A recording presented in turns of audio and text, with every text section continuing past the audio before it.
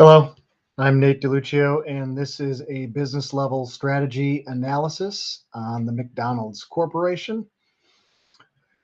So we'll jump into a little background on the McDonald's Corporation to get started. About McDonald's, they are the world's leading global food service retailer, serving nearly 69 million customers in more than 100 countries each day.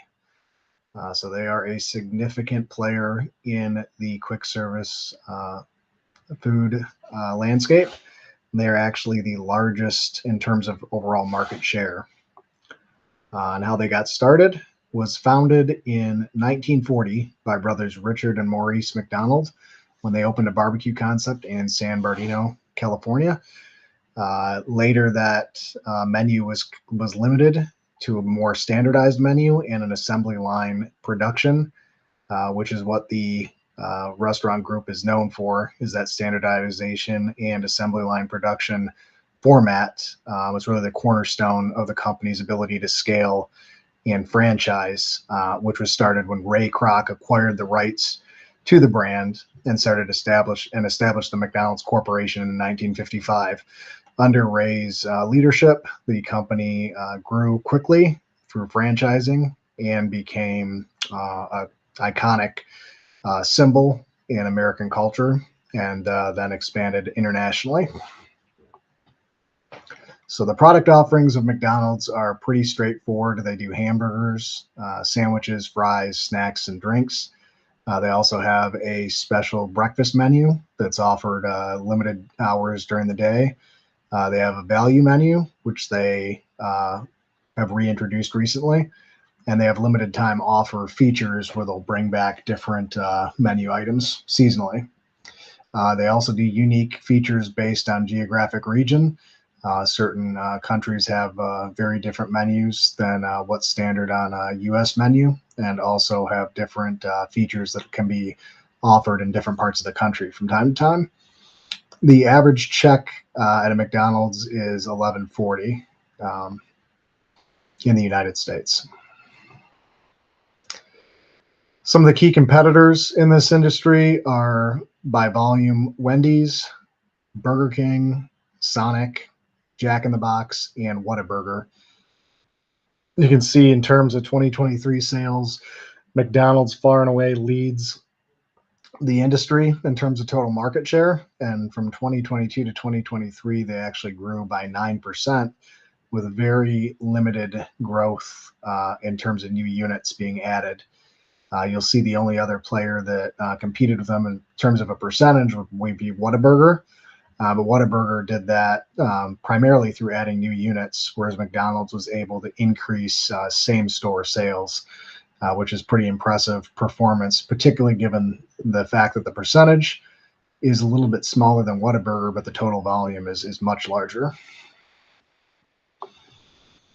For the business level strategy at McDonald's Corporation, McDonald's follows a broad cost leadership strategy. So they feature standardized menu assembly line production to reduce costs and remain efficient. They have a value priced menu with a focus on speed and convenience to a very broad target market, again, operating in over 100 countries. The business level strategy implementation. They achieve this through the standardized menu and operations, which we've mentioned several times already, in addition to the economies of scale. They have large purchasing power, which they can leverage to source ingredients that are still of acceptable quality to consumers and provide value at a reduced price point. They have efficient supply chain management globally, so they can get reduced shipping rates due to their volume and channels that they've established.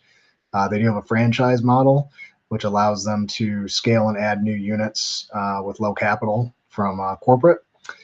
And they do employ technology and automation to help with even kitchen operations in the back of the house, and online ordering, and even kiosk ordering services, as well as app and loyalty programs that they utilize in all markets. And the McDonald's also participates in value engineering, trying to offer value through speed and efficiency to the customers, and reevaluate product supply channels to reduce costs while still maintaining value and remaining competitive. So looking at the company performance, it's been pretty positive lately over the last several years. 2022 during COVID was a big down year, but going from 2022 to 2023, a large jump in 9% sales. You can see the company-owned sales performed slightly better than franchise, but the average franchise unit volume did increase year over year. And then non-US sales is a very large number as well. So the company seems to be pretty financially stable and continuing to perform quite well with really industry-leading numbers. If you look at the company performance versus the competitors, you can see here again, as I mentioned earlier in the presentation, that McDonald's does have a 9% growth they were able to achieve in 2023. You can see that outpaces pretty much every competitor.